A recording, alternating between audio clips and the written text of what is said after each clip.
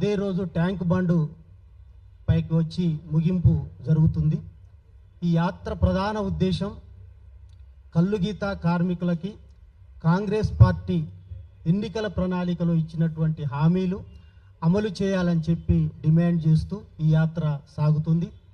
అలాగే సంఘంలో పనిచేసి నీతిగా నిజాయితీగా ప్రజల కోసం పనిచేసినటువంటి నాయకులు, అమరులైనటువంటి నాయకులను కూడా ఈ యాత్ర సందర్భంగా స్మరించుకోవడం జరుగుతుంది. ప్రధానంగా కాంగ్రెస్ పార్టీ ఎన్నికల ప్రణాళికలో గీతా కార్మికులకి చాలా హామీలు ఇచ్చింది. కానీ ఇచ్చినటువంటి ఏ ఒక్క హామీ కూడా అమలు చేయలేదు. పెన్షన్ గీతా కార్మికులకి అప్పటికే టీఆర్ఎస్ గవర్నమెంట్ ఉన్నప్పుడు 2000 రూపాయల పెన్షన్ వస్తుంది. అయితే మా ప్రభుత్వం వస్తే 4000 రూపాయల పెన్షన్ పెంచుతామని చెప్పడం జరిగింది. అట్లాగే ఎక్స్గ్రేషియో ప్రమాదం జరిగినటువంటి వాళ్ళకి 5 లక్షల రూపాయలు ఎక్స్గ్రేషియో ఇస్తున్నారు అప్పుడు.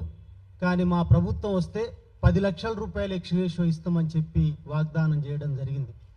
అలాగే ఎక్స్గ్రేషియో కూడా గత ప్రభుత్వం చాలా డిలే చేస్తుంది. మా ప్రభుత్వం వస్తే నెల రోజుల లోపు ఎక్స్గ్రేషియో ఇస్తామని చెప్పి కూడా వాగ్దానం చేశారు. కానీ ఈ 30 నెలల పరిపాలన చూస్తే ఈ చెప్పినటువంటి ఏ ఒక్క అంశం కూడా పరిష్కారం చేయలేదు. పెన్షన్కు సంబంధించి యథావిధిగానే ఉంది.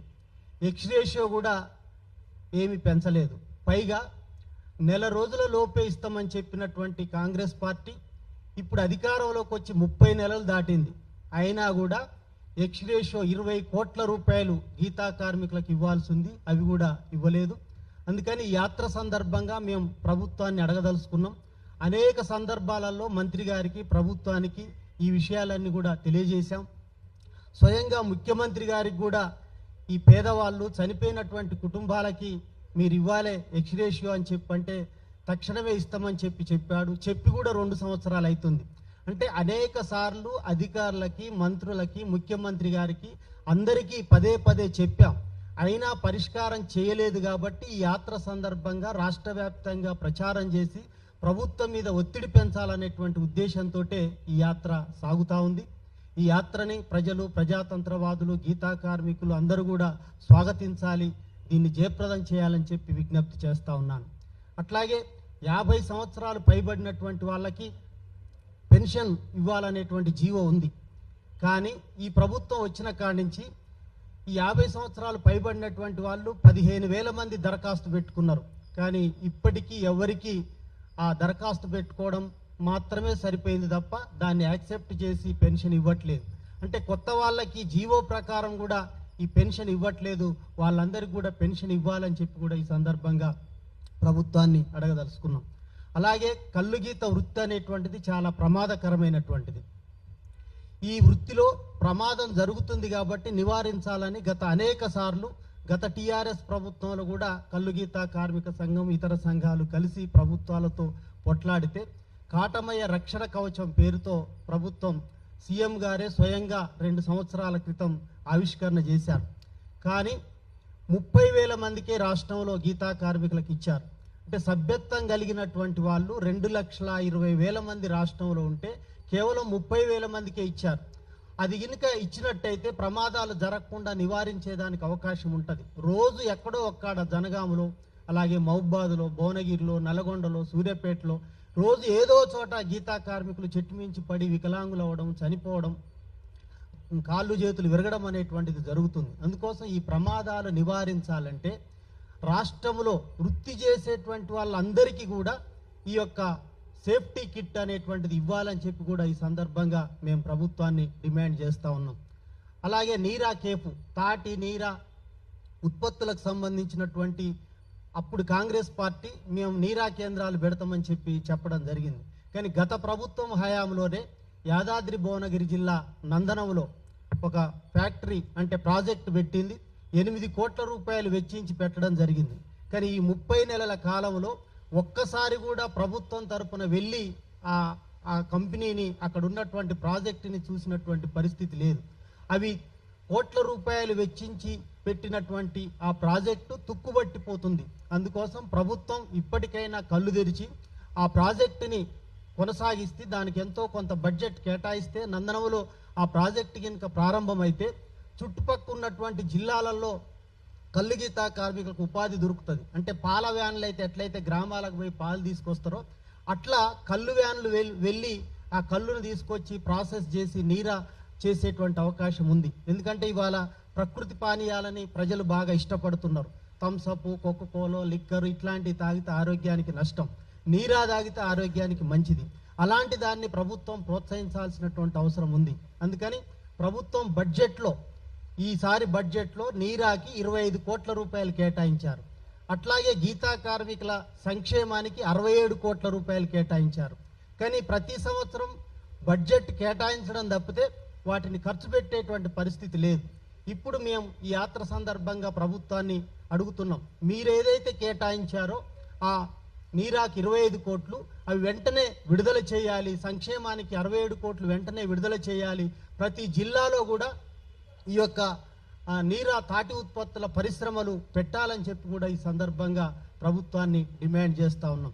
అలాగే ఏజెన్సీ ప్రాంతాలలో సొసైటీలు రద్దయినాయి.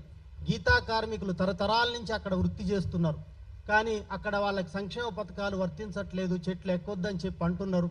ఇదే సీఎం గారు అంటే ప్రతిపక్షంలో ఉన్నప్పుడు అసెంబ్లీలో మాట్లాడాడు సీఎం రేవంత్ రెడ్డి గారు. ఈ గీతా కార్మికులు ఏజెన్సీ ప్రాంతంలో ఉన్నటువంటి వాళ్ళు చాలా ఇబ్బంది పడుతున్నారు, వాళ్ళకి ఎస్టీ సర్టిఫికెట్ కూడా ఇప్పిస్తాం, వీళ్ళ సొసైటీలు పునరుద్ధరిస్తామని చెప్పి అన్నాడు. ఎస్టీ సర్టిఫికెట్ ఏమో కానీ వాళ్ళ సొసైటీలైనా కనీసం పునరుద్ధరిస్తే వాళ్ళు జీవనోపాధి కలిగించినట్టు అవుతుంది. అందుకోసం ఏజెన్సీ ప్రాంతంలో ఉన్నటువంటి సొసైటీలన్నింటినీ కూడా పునరుద్ధరించాలని చెప్పి ఈ సందర్భంగా ప్రభుత్వాన్ని మేము డిమాండ్ చేస్తున్నాం. రాష్ట్రంలో ఉన్నటువంటి గీతా కార్మికులకు సంబంధించినటువంటి సంక్షేమం కోసం కానీ వారి అభివృద్ధి కోసం కానీ ఒక ప్రత్యేక బోర్డు వేసి వాళ్ళని డెవలప్ చేయాల్సినటువంటి అవసరం ఉంది.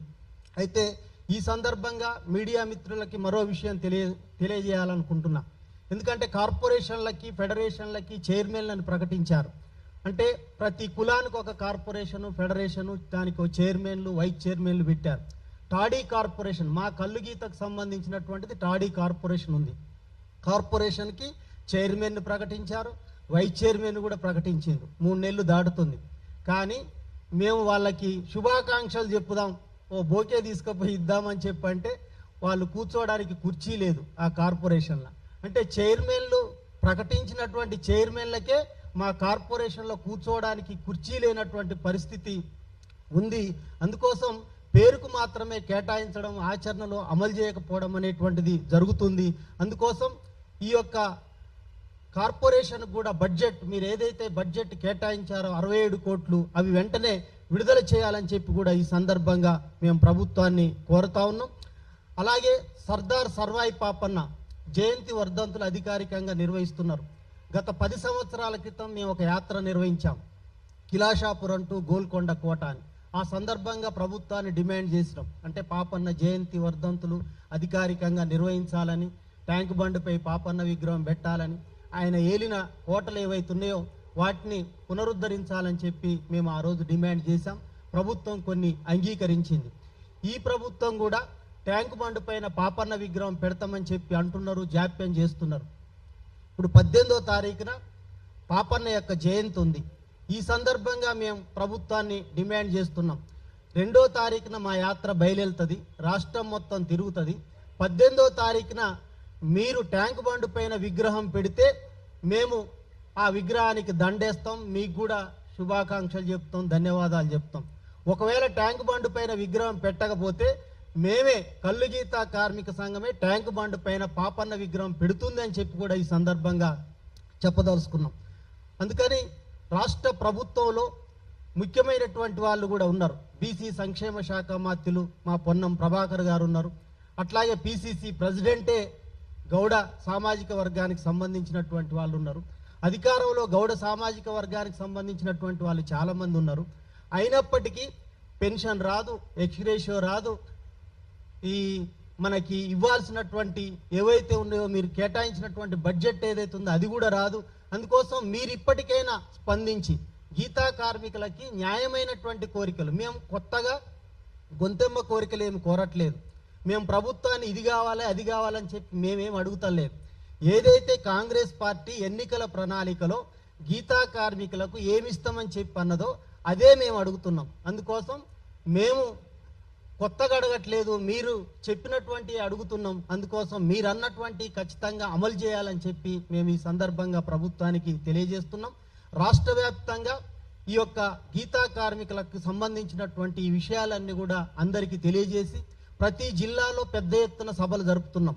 మానుకోటలో ప్రారంభమైతే ఖమ్మంలో, సూర్యాపేటలో, నల్లగొండలో, భువనగిరిలో, జనగామలో, సిద్దిపేటలో, కరీంనగర్లో ప్రతి జిల్లాలో కూడా పెద్ద ఎత్తున ప్రదర్శనలు, సభలు నిర్వహించి అలాగే సేఫ్టీ కిట్కి సంబంధించినటువంటి పంపిణీ చేశారు. వాటి వాడకం గురించి కూడా చాలామంది యూజ్ చేయట్లేదు, అది యూజ్ చేయడం వల్ల ఉపయోగం ఉందని చెప్పి కూడా చెప్పడం కోసం ఈ ప్రచార యాత్రని ఉపయోగిస్తున్నాం.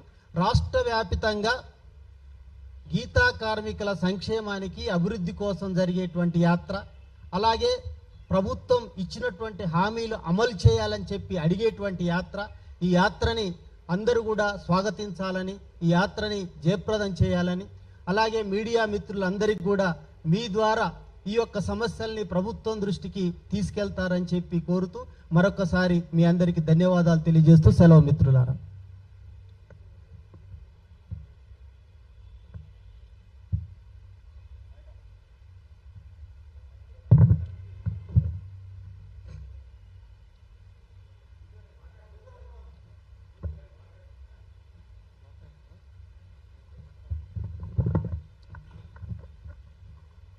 మీడియా మిత్రులకి నమస్కారాలు. ఈరోజు కలిగిత కార్మిక సంఘం ఆధ్వర్యంలో రేపు 2వ తారీఖు నుంచి 18వ తారీఖు వరకు జరుగుతున్న అమర యాదిలో యాత్ర అన్నిటి స్టార్ట్ చేశాము. చాలా పెద్ద ఎత్తున జరుగుతుంది కాబట్టి ఆ యాత్రలో ఇప్పటిదాకా మా అధ్యక్షుడు చెప్పాడు, అన్నీ ఏదైతే హామీలు ఇచ్చారో అవన్నీ కూడా ఫుల్ఫిల్ చేయాలని చెప్పి, ట్యాంక్ బండ్ విగ్రహం పెట్టాలని చెప్పి ఏదైతే చెప్పారో దానికి ప్రభుత్వం వెంటనే స్పందించి ఆ మొత్తాన్ని రిలీజ్ చేసి ఆ మొత్తాన్ని హక్కుదారులు అంటే ఎవరైతే పైనుంచి పడి చేసి బాధపడుతూ ఉన్నారో వాళ్ళకి, మరియు పెన్షన్ లేక 2000 తోటి గడవక బాధపడుతున్నారో వాళ్ళందరికీ కూడా 4000 రూపాయల పెన్షన్ శాంక్షన్ చేయాలని చెప్పి మరొక